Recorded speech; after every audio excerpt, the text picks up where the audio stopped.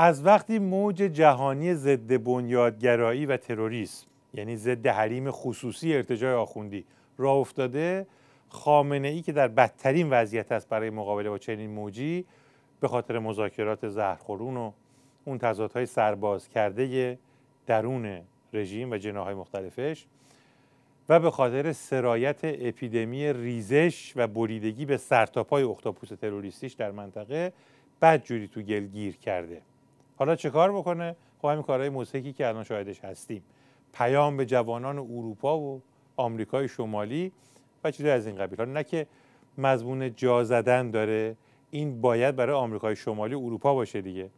مبادا بسیجیای گیجوویچ از این پیام بویی ببرن یا چیزی بخونن. شده مثل اون معماه بود که طرف می‌خواست علف و گوسفند و گرگ رو جابجا بکنه، هیچ کدوم از این دوتا رو نمیتونست دوتاشون رو با هم تنها بذاره.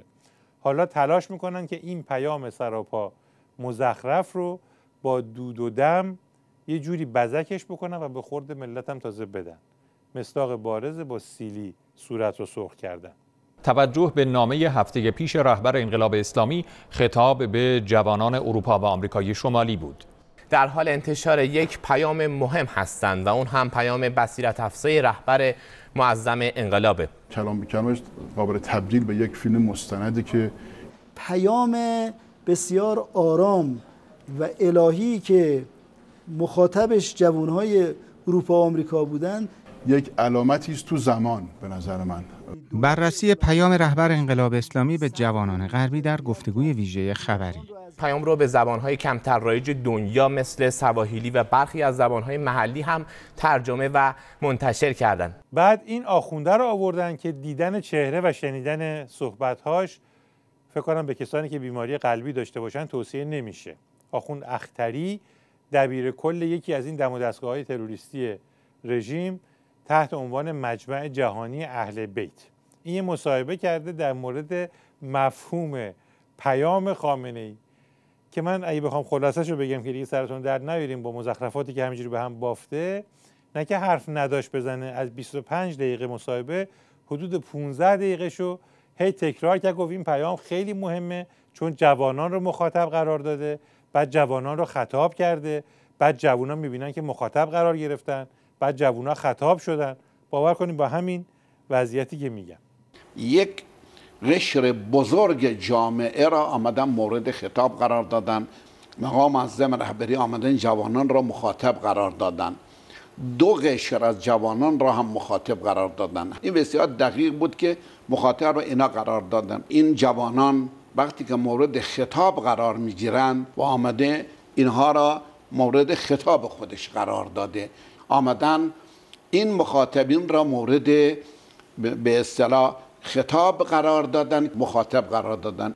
بعدم یکی رو آوردن به اسم کارشناس فضای مجازی که گویا یادشون رفته بود که قبلا همین یارو رو آورده بودن به عنوان دانشجوی بسیجی، اونم دانشجوی بسیجی ضد فضای مجازی که میگفت همه شبکه‌های اجتماعی از فیسبوک تا بقیه رو بایستی زد و بست و اینا جرثومه استکباری هستن و چیزایی از این قبیل. حالا طرف آوردنش راجع به بازتاب این پیام خامنه‌ای در همین فضاهای مجازی که میگفتش که جرثومه استکبار هستن صحبت بکنه.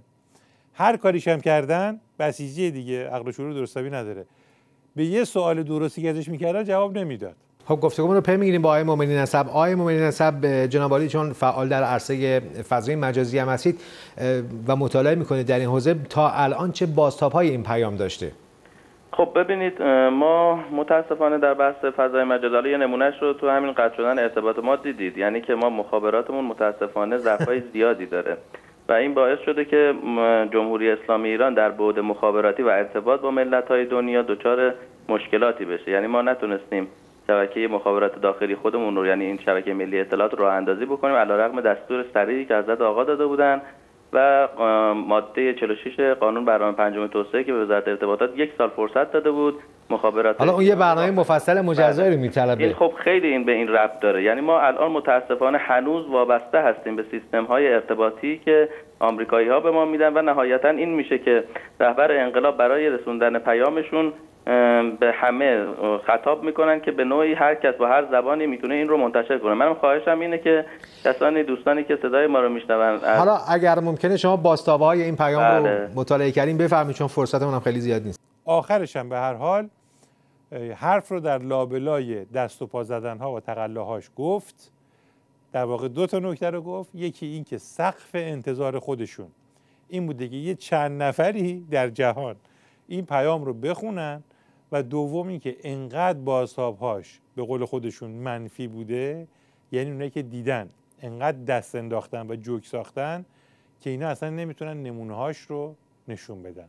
انشاءالله حتی اگر چند نفر از عرض شود خدمت اروپایی ها این پیام ها رو بگیرن، بتونیم این پیام رو به دست در واقع جوانان اروپایی و آمریکای شمالی برسونیم، انشاءالله شاهد اتفاقات بزرگی در سطح اروپا خواهیم بود. الان واکنشی داشتن جوانانی که مخاطب این پیام بودن آقای مؤمنی نسب؟ قاعدتاً کار سختی رصد کردن اون فضا. فقط من تو شبکه‌های اجتماعی خارجی اینجوری که گزارشاش به من رسید، باز هم با یه روش رسانه‌ای با کامنت پراکنی‌های مختلف میخوان اصل این پیام رو تحت تاثیر منفی قرار بدن.